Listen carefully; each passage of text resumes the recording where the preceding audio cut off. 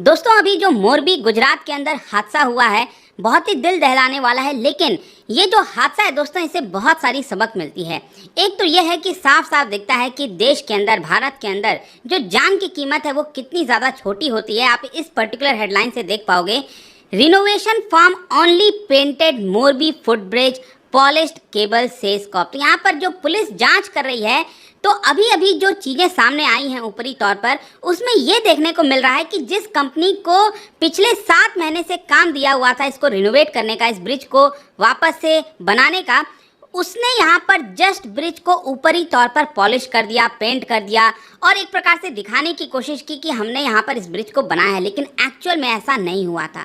तो आप सोच के देखिए, इतनी बड़ी लापरवाही, और आज के डेट में लगभग 135 लोगों की इसमें जानें जा चुकी हैं। तो इसको डिटेल से मैं आपको बताऊंगा कि एग्जैक्टली अभी हुआ क्या है। यहाँ पर आज सुबह सुबह खबरें आई हैं, यहाँ पर जो कोर्ट के अंदर जो पुलिस है उन्होंने क्या कहा है, वो सारी कुछ हम चीज़ें देखेंगे, काफ़ी कुछ करते हैं। और सबसे पहले देखते हैं एग्जैक्टली अभी हो क्या रहा है। देखिए, यहाँ पर बताया ये जा रहा है कि जिस कंपनी को ये काम दिया गया था रिनोवेट करने का, आप देख सकते हो कई बार काफ़ी ज़्यादा न्यूज़ में चल रहा है यहाँ पर ओरेवा। अब ओरेवा अगर आपको पता हो तो यहाँ पर एक बड़ी कंपनी है अजंता, जो कि वॉच वगैरह बनाती है, आपको पता होगा काफ़ी लंबे समय से उनकी एक प्रकार से यहाँ पर ग्रुप बताया जा रहा है ओरेवा। उनको ये पूरा काम दिया गया था और ओरेवा ने यहाँ पर क्या किया, फर्दर इसको किसी को काम दे दिया। तो ये पूरा मामला था। लेकिन यहाँ पर अल्टीमेट जिम्मेदारी किसकी बनती है? ओरेवा ग्रुप की बनती है। तो आप देख सकते हैं कि जब इस ब्रिज को वापस से अभी रिसेंटली ओपन किया गया था 26 अक्टूबर को, तो यहाँ पर जो उनके मैनेजिंग डायरेक्टर हैं ओरेवा ग्रुप के,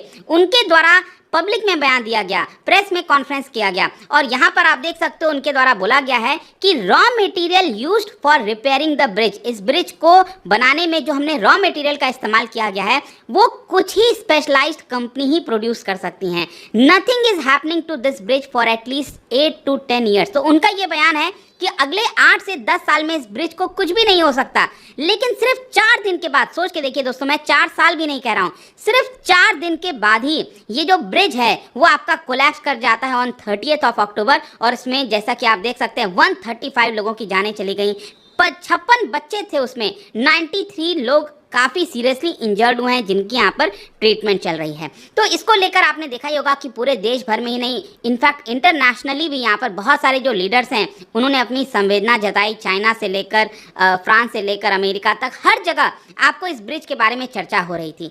तो यहाँ पर जाहिर सी बात है कि जब भी इस तरह का मामला होता है तो पुलिस जो है उनको हरकत में आना होता है। तो यहाँ पर पुलिस के द्वारा जो फाइंडिंग्स आया है वो बहुत ज़्यादा चौंकाने वाला है।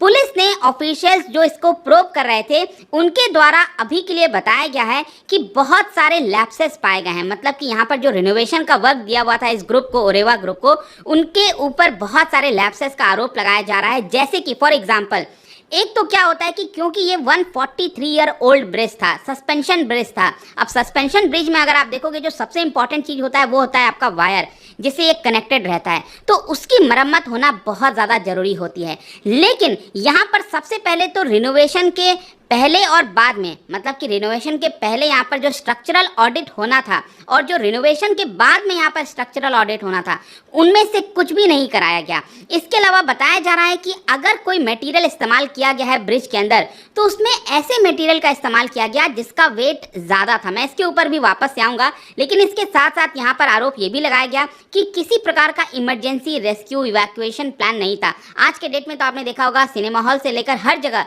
आपको इमरजेंसी प्लान रखना होता है अगर कोई मामला हो जाता है। लेकिन यहाँ पर कंपनी ने किसी प्रकार का कोई प्लान नहीं रखा था, क्योंकि कंपनी को बोला गया था कि 15 साल तक आपको इसका देखभाल करना है, इस पूरे ब्रिज का।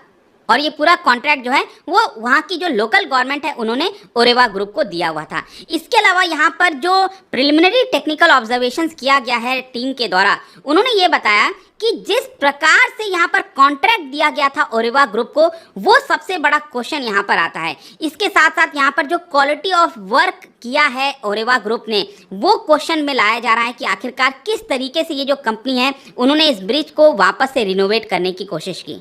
जैसे कि अगर आप यहाँ पर प्रिलिमिनरी इंक्वायरी जो की गई है उसमें जो आप देख सकते हो पुलिस के द्वारा बोला जा रहा है the contractor seems to have just painted. मतलब कितनी बड़े सोचने वाली बात है कि यहाँ पर ब्रिज को ऊपरी तौर पर दिखाने के लिए कि हमने इसको रिनोवेट किया है, बेहतर बनाया है पिछले 7 महीने में, लेकिन यहाँ पर कहीं ना कहीं पुलिस ये कह रही है कि जस्ट ब्रिज को पेंट करके, इसके अलावा जो केबल्स होते हैं, जो वायर मैंने आपको बताया बहुत इंपॉर्टेंट रोल प्ले करते हैं सस्पेंशन ब्रिज में, उसको पॉलिश कर दिया गया ऊपरी तौर पर, लेकिन अंदर से मजबूती थोड़ी आएगी जब आप ऊपर से ही सिर्फ पॉलिश करोगे। और इसको 26 अक्टूबर को पब्लिक के लिए ओपन कर दिया गया। वैसे मैं आपको बता दूं कि इस ब्रिज को ओपन करने का जो समय दिया गया था कॉन्ट्रैक्टर को वो था कि आप दिसंबर तक ओपन करेंगे, 9 महीने तक इसमें काम चलेगा। लेकिन प्रॉब्लम क्या हुआ, यहाँ पर जो कॉन्ट्रैक्टर है ओरेवा ग्रुप है, उन्होंने दिवाली को देखते हुए कि वहाँ पर पब्लिक आएगी, गुजरात के अंदर न्यू ईयर होता है 26 अक्टूबर को हुआ था, इन सारे फेस्टिवल्स को देखते हुए उन्होंने पहले ही इसको ओपन कर दिया। सोच के देखिए, और ये आप देख सकते हो ये डायरेक्टली उसी केबल का तस्वीर है। तो बताया ये जा रहा है कि ये जो केबल्स लगे थे, जो सस्पेंशन ब्रिज था, उसको यहाँ पर रिनोवेट नहीं किया गया, इसके ऊपर जस्ट पॉलिश मारकर बता दिया गया था, दिखाने की कोशिश की गई थी कि हमने यहाँ पर रिनोवेशन किया है।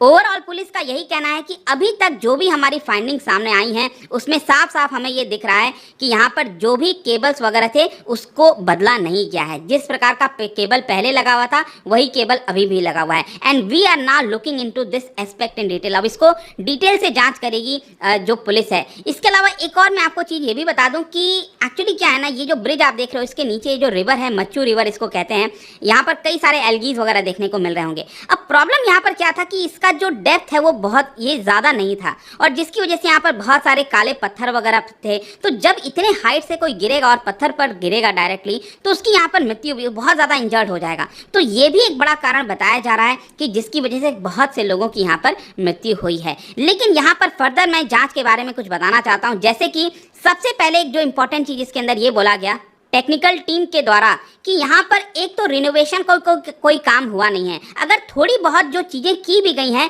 वो एक्सपर्टाइज के द्वारा नहीं की गई हैं। अब ब्रिज जैसा मामला जिसमें बड़े बड़े एक्सपर्ट्स की आवश्यकता होती है, स्पेशलाइज्ड पर्सन की आवश्यकता होती है, उन सब का इस्तेमाल ना करके जो कंपनी है उन्होंने लोकल ही जो वेंडर्स हैं, लोकल में जो वेंडर्स हैं, मोरबी आप समझिए, मोरबी जो जगह है ना वो टाइल्स का हब है, जो आपके घरों तक टाइल्स पहुँचती है। लगभग देश की 70% जो टाइल्स बनती है वो उसी जगह पर बनती है। मोरबी के अंदर बहुत सारे फैक्ट्रीज आपको देखने को मिलेंगे। तो एक प्रकार से इस कंपनी ने क्या किया, जो लोकल वेंडर्स होते हैं, सब कॉन्ट्रैक्टर्स होते हैं, जिनके पास एक्सपर्टाइज नहीं है इसको बनाने का, उनको यहाँ पर ये दे दिया गया था। और फर्दर इसको लेकर जो पुलिस है वो यहाँ पर जांच करेगी। इनिशियल रिस्पांस में यही देखने को मिला है कि कॉन्ट्रैक्टर के द्वारा किसी प्रकार का इमरजेंसी प्लान भी नहीं लाया गया था। इसके अलावा जो मैं आपको मटेरियल की बात कर रहा था ना, ये बहुत इंपॉर्टेंट हो जाता है। क्यों?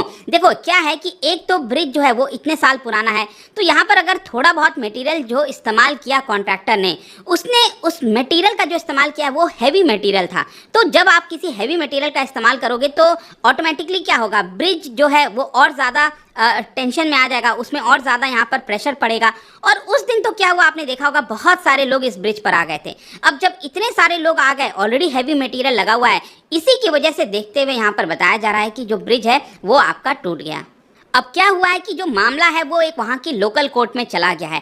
अभी तक बताया जा रहा है कि जो सरकार है, पुलिस है, उन्होंने 9 लोगों को यहाँ पर अरेस्ट कर लिया है। एक फाइल, एक जो केस है उसको भी रजिस्टर किया गया है, ताकि यहाँ पर बताया जा सके कि किस तरीके से ये जो पूरा मामला है वो हुआ था। और जो ओरेवा ग्रुप है, इसी फर्म के ऊपर पूरी जो कार्रवाई है वो यहाँ पर की जाएगी। जो मोरबी के डिप्टी सुपरिटेंडेंट ऑफ पुलिस हैं, डीएसपी, उन्होंने लोकल कोर्ट में गए और लोकल कोर्ट में ये उन्होंने साफ साफ बयान दिया। देखिएगा, पुलिस ने साफ साफ बयान दिया है कि ये जो कॉलोनियल एरा का इतना साल पुराना जो ब्रिज है, अगर उसका केबल बदल दिया जाता, उसको रिपेयर कर दिया जाता, तो शायद ये हादसा नहीं होता। क्योंकि जो केबल मैंने अभी आपको पिक्चर में दिखाया वो रस्टेड हो चुका था, अंदर से जो है काफ़ी खराब हो चुका था, लेकिन उसको बदला नहीं गया, उसको ठीक नहीं किया गया।